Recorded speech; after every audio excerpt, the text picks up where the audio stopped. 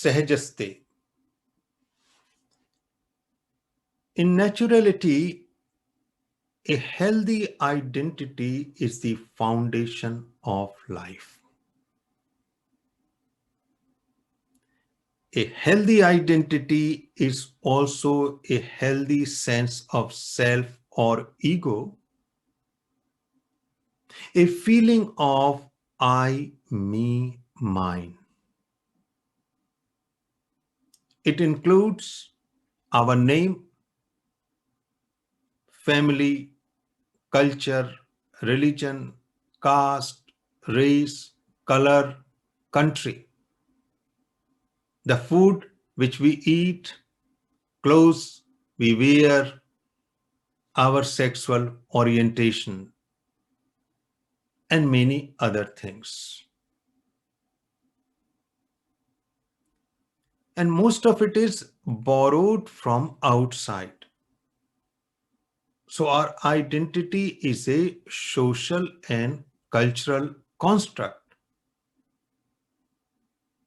But in early life, it is our reference point. And without that reference point, we will be lost in this complex world. Because through this identity, we navigate through the complexity of life and also negotiate for our physical and psychological well-being. We get educated, we get a job, earn our livelihood, build a family on relationship, achieve success, status, prestige, and continue to explore the world. Because once we are rooted in a family, culture, or community, then we can have wings, root and wings. And also this identity brings us self-esteem. Self-esteem is a sense of self-worth, self-respect. Also, in all healings, if we are traumatized emotionally, cognitively, without healthy identity, we cannot be healed.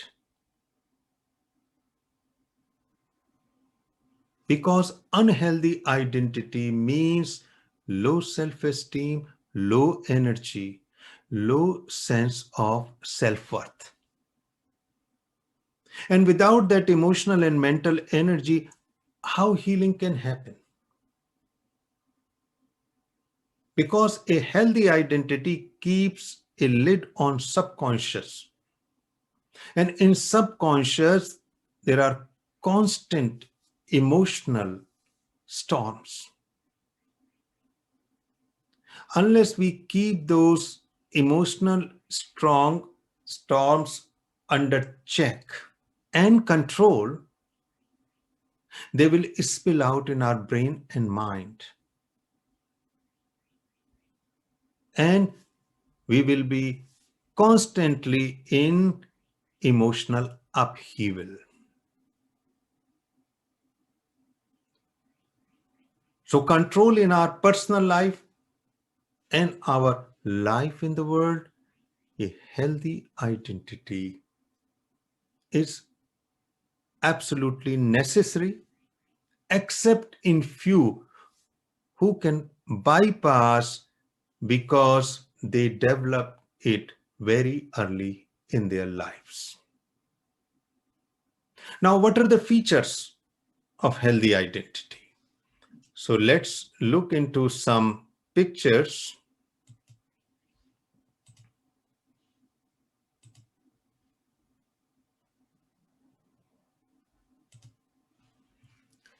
There are 5 features of healthy identity: self-care, care of others, trusting at least one or two people in the world with whom we can share. Boundaries, which are physical and emotional. Otherwise, we will be overwhelmed. Others will violate us. And the last feature is quest, an urgency, a desire to evolve, grow, and prosper. Self-care includes sleep, food, exercise, work, relationships, sex, clothing, house, and also yoga, meditation, breathing, tai chi. Of course, care for others means we are creating loving and compassionate relationship. Boundary to control our energy, and trust to share with others our pain, grief, sorrow, and crises. And quest, of course, is to grow, to evolve. So if we have unhealthy identity, it will cause us chronic stress, because going to create low self-esteem state. We will feel useless, worthless, broken, unwanted. And in our times, healthy identity is in problem because our young ones are now global citizens, and there is an emphasis on individualism, which is not true individualism. So what is happening? The protective walls around a person, a young person or a child, are disappearing. There used to be stable family, village, tribe, community, city. But now, because of the transportation and means of communication, we are the part of a global culture. So that identity, which used to be formed automatically in a stable way, is no more. And if there is a poor identity, we suffer from anxiety, emotional dysregulation, despair, depression, chronic stress. So the question is, how to build a healthy identity? The best is if we are the part of a culture, family, country, community. We have to be rooted somewhere to have a healthy identity. And once we are rooted, then we can build it through three portals, because the way we function in the world, we function through our body, emotions and feelings, thinking and intellect, body, mind. So if somebody has unhealthy identity, poor identity, then they can build through these three means. One is developing confidence in our body through sports, athletic activities, swimming, hiking, trekking, climbing, yoga, tai chi, or any other body skill. It will give us a healthy self-esteem. Second one, through our emotions and feeling. So if we are confident emotionally and in our feeling, we will have a healthy self-esteem. And how we can foster that? Through emotional intelligence. Acknowledging our emotions, feeling them, expressing them, understanding them, affirming them, and also creating positive, loving, compassionate relationship with others.